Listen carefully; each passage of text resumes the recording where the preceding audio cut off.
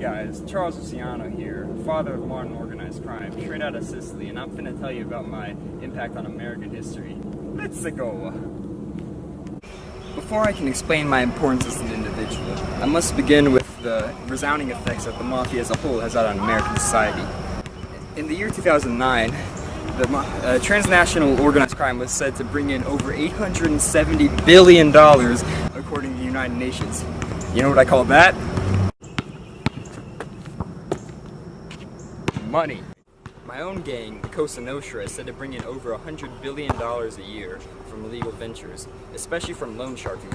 I personally made around $10 million a year 70 years ago, back in 1936. Accounting for inflation, I was making the equivalent of $178 million a year before I was indicted and incarcerated.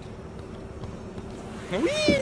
I immigrated to the United States in the year 1907 when I was only 10 years old, and I was forced to attend school in a country that only spoke English. But the one problem was, I thought to speak it to English.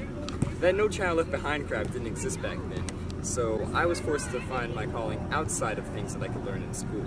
By age 14, I racked up quite the record of arrests. I quickly learned that organized crime was the life for me, and after winning $240 gambling, I quit my job as a hat salesman and rose through the ranks of the Mafia.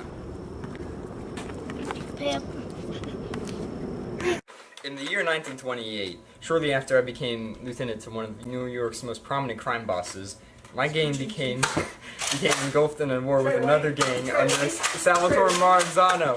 The war finally ended in 1931 after I decided that... Sorry about that, guys. Now where was I? Oh yeah. The war finally ended after I wised up to my boss's antics and decided that he just wasn't worth keeping around. So me and a few buddies organized his assassination.